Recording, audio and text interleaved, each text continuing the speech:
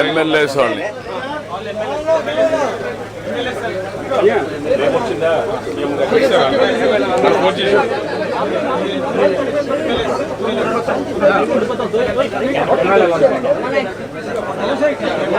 Thank you. నమస్కారం అమ్మా, బాగున్నారా? ఎండే కదా,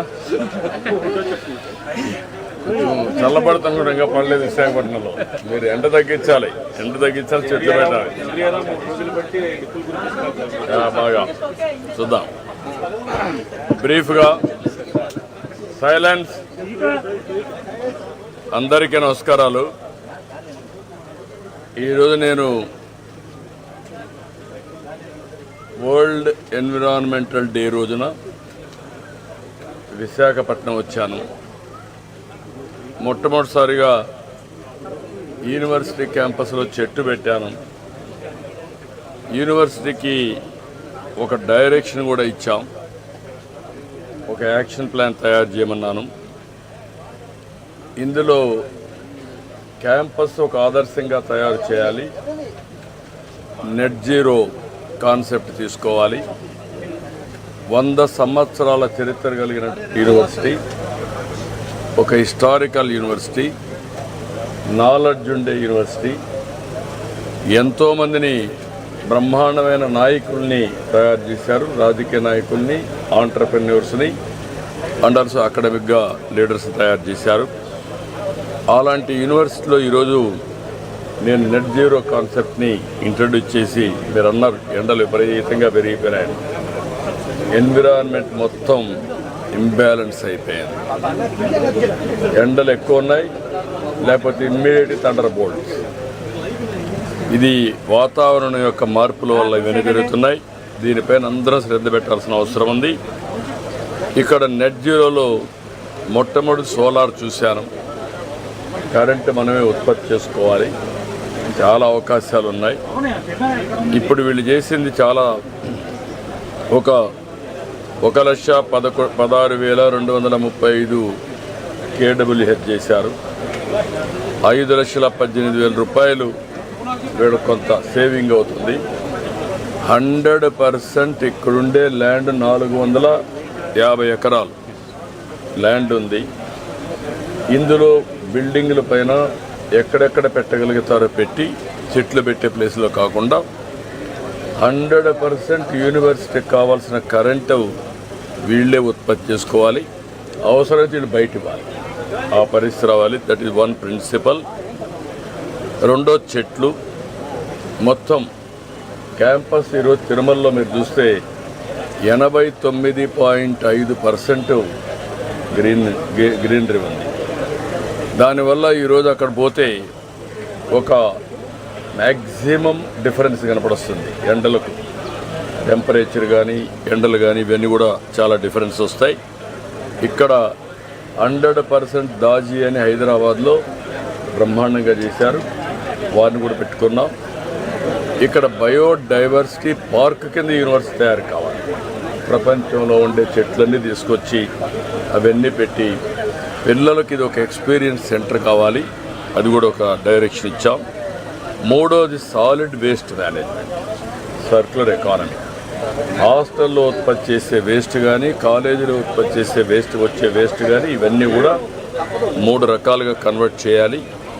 ఒకటి, ఫుడ్ లాంటి వేస్ట్ వెట్టంతా ఉంటే దాన్ని ఆటోమేటిక్గా కాంపోస్ట్గా తయారు చేసి చెట్లకు వాడుకోవాలి. చెట్లలో వచ్చే ఆకులు కూడా కాంపోస్ట్గా తయారు చేయాలి. 2, దాంట్లో వచ్చే వేస్ట్ అంతా కూడా ఒకవేళ అవసరమైతే బయోగ్యాస్ కూడా తయారు చేసుకోగలిగితే అది కూడా తయారు చేసుకుని కుకింగ్కి వాడుకుంటాం. 3వది, ఏదైతే రీసైక్లింగ్ మనకు పంపించేదంతా మేము ఎట్లా స్వచ్ఛ పదం కూడా పెట్టాం, దానికి ఇచ్చి రీసైక్లింగ్ పంపించాలి. 3వది, దేనికి పనికిరాని చెత్త ఇక్కడే ఎనర్జీ ప్లాంట్ పెట్టాం, వేస్ట్ ఎనర్జీ అక్కడే పంపించాలి. ఈ 3 కూడా పాలసీస్ వాళ్ళకి ఇచ్చాను. వేస్ట్ వాటర్ మేనేజ్మెంట్, STPలు పెట్టాలి, నెట్ జీరో. ఎక్కడ కూడా ఒక్క డ్రాప్ ఆఫ్ వాటర్ ఇక్కడి నుంచి బయట పోవడానికి వీలు లేదు. అది కూడా ట్రీట్ చేసిన తర్వాత తాగే పరిస్థితి రావాలి. కనీసం తాగడానికి స్టిగ్మా ఉంటే కనీసం దాన్ని చెట్లకు వాడుకుని చెట్లకు పెట్టే పరిస్థితి రావాలి. అది కూడా క్లియర్గా చెప్పాం. ఫైనల్గా దీన్ని పిఎన్జి తీసుకురావాలి. పిఎన్జి వచ్చి గ్యాస్ పైపులో వచ్చే గ్యాస్ ద్వారా వంటలు చేయాలి. అవన్నిటి కూడా పెట్టాలి. ఎలక్ట్రికల్ స్టవ్స్ పెట్టుకోవాలి. ఏదైనా ఎలక్ట్రికల్ స్టవ్ కానప్పుడు పిఎన్జి గ్యాస్ ద్వారా వచ్చే పైపు ద్వారా వచ్చే గ్యాస్ ఇవన్నీ చేసి నేను ప్రొఫెసర్ గారిని కోరా, వైస్ ఛాన్సలర్ గారిని, కమిటీ ఆఫ్ ప్రొఫెసర్స్ ఎవరైతే ఎక్స్పర్ట్స్ ఉన్నారో నాలెడ్జ్ ఉంటుందో ఆ డిపార్ట్మెంట్ బట్టి వాళ్ళని పెట్టి మొత్తం దీనంతా కూడా ఇన్ హౌస్ నాలెడ్జ్ని అవుట్ సోర్సింగ్ ఏజెన్సీస్ని పెట్టుకుంటాం. ఎగ్జిక్యూషన్ కోసం వాళ్ళని పెట్టి వీళ్ళు చేపిస్తారు. ఈ రెండు చేసిన తర్వాత యూనివర్సిటీ అనేది ఒక ఎక్స్పీరియన్స్ సెంటర్గా ఉండాలి. పిల్లలు ఇక్కడ బయోడైవర్సిటీ పార్క్ పెట్టాం. ఇక్కడికి వస్తే ఒక స్ట్రెస్ బరస్టర్ కింద ఉండాలి, ఒక అనుభవం కింద ఉండాలి. వాళ్ళు they have to love to study here. అలాంటి వాతావరణం క్రియేట్ చేయాల్సిన అవసరం ఉంది. స్టూడెంట్స్కి ఇది ఒక నాలెడ్జ్ అక్విజిషన్ హబ్గా కావాలి. నేర్చుకునే పరిస్థితి రావాలి. ఎక్కడ పోయినా జీవితంలో ఇది ఒక మార్పు తీసుకురావాలి. మూడోది, ఇది యూనివర్సిటీ ఒక మోడల్ యూనివర్సిటీ కావాలి. 4 ఏదైతే university all colleges affiliated colleges అన్నిటికీ వీళ్ళు గైడ్ చేయాలి. ఇమ్మీడియట్గా they have to take it up. They have to guide all universities and they have to get it done. దానికి ఏమేమి కావాలో వర్కౌట్ చేసుకుంటారు. ఇంకొక పక్కన top 3 universities in the world నాలెడ్జ్లో లేకపోతే టాప్ 10 or 20లో పెట్టుకొని ఆ స్థాయికి యూనివర్సిటీ చేరాలి. Premises one of the best premises. Location nobody will get this type of location happening. Visakhapatnam is next level now. ఇవన్నీ వచ్చినప్పుడు యూనివర్సిటీ కూడా ఆ స్టేజ్కి వెళ్ళాల్సిన అవసరం ఉంది. ఒక బ్లూ ప్రింట్ తయారు చేస్తారు. అవసరమైతే ప్రతి ఒక్క స్టూడెంట్ కూడా యాక్షన్ ప్లాన్లో భాగస్వాములు కావాలి. వాళ్ళకందరికీ ఇచ్చిన తర్వాత వాళ్ళు కూడా ఐడియాస్ ఇస్తే అవి కూడా తీసుకొని ఇంటిగ్రేట్ చేసి లెక్చరర్స్, ఆల్ స్టాఫ్, అదే సమయంలో స్టూడెంట్స్ అందరూ కలిసి దీన్ని తయారు చేస్తారు. రెండోది, ఈరోజు ఎన్విరాన్మెంట్ డే కాబట్టి నేను కూడా సైకిల్లో వెళ్తున్నాను. మళ్ళీ సైకిల్లోనే వస్తాను. ఈరోజు మొదటి ప్రారంభం అందరికీ చెప్పాను, హీర్ ఆఫ్టర్ వర్డ్స్ వీలైనంత వరకు సైకిల్లో తిరిగితే ఏదో ఫోటోల కోసం కాదు, అది ఒక అలవాటు కావాలి, వే ఆఫ్ లైఫ్ కావాలి. ఎలక్ట్రికల్ సైకిల్స్ వచ్చేసాయి. ఒకటి కొనుక్కుంటే ఓపిక ఉంటే పెడలింగ్, ఓపిక లేకపోతే ఎలక్ట్రికల్. రెండోది, దీనివల్ల మీకు అడ్వాంటేజ్ ఏంటంటే ఎక్సర్సైజ్, ఫిట్నెస్ పర్ఫెక్ట్గా ఉంటుంది. ఇక్కడ విశాఖపట్నంలో కూడా ఈ సిటీలో వాకింగ్ పాత్ కూడా తయారు చేస్తాం. సైక్లింగ్ పాత్స్ ఎన్ని వీలైతే తయారు చేస్తాం. సెపరేట్గా ఉంటాయి. ఎవరు పోవాలన్నా సైకిల్లో కూడా పోయి వస్తూ ఉంటారు ఆఫీసులకి. అలాంటి ఎన్విరాన్మెంట్ని క్రియేట్ చేస్తాం. గ్రీనరీ కూడా 50% పెంచుతాం. ఈరోజు పవన్ కళ్యాణ్ గారు డిప్యూటీ సీఎం గారు ఆధ్వర్యంలో 5 కోట్ల సీడ్ బాల్స్ కూడా తయారు చేస్తున్నాం. దాన్ని కూడా ఒక ఉద్యమంగా తీసుకుంటాం. ఇప్పుడు 31.5% గ్రీన్ కవర్ ఉంది రాష్ట్రంలో. దీన్ని 2047 అంతకంటే ముందు 50% తీసుకుంటాం. Everywhere circular economy, net zero.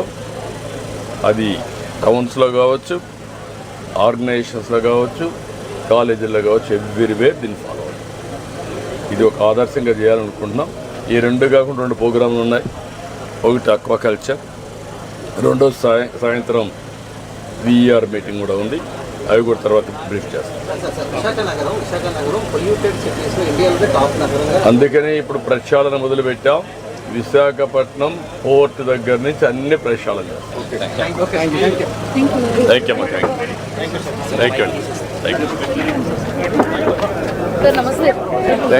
You అమ్మా. బాగున్నారా? థ్యాంక్ యూ అమ్మా. Thank you. బాగున్నారమ్మా? థ్యాంక్ యూ అమ్మా. బాయ్. థ్యాంక్ యూ అమ్మా. థ్యాంక్ యూ అమ్మా.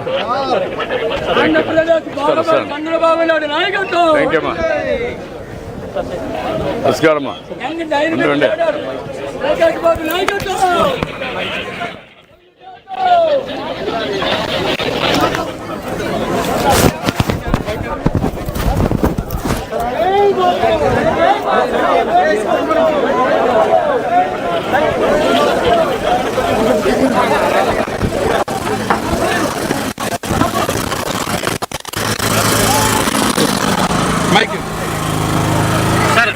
ఓకే ఓకే ఓకే ఇంకా ఎక్కువైపోయింది